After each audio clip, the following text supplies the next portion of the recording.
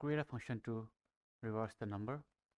Pass the number here, and first we convert the number to a string so that we don't have to do mathematical operations. We can just reverse this like an array, and let's say create a reverse string, and then loop through every character of the number that we have converted into string, and then do reverse equals to the character currently in loop, and then add it to the beginning, and we have add to the remaining of the string.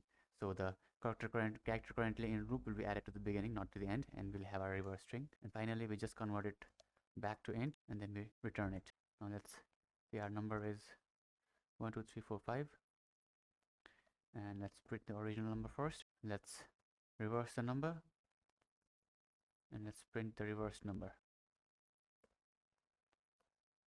Let's run this, and here we have our original number, and here we have our reverse number.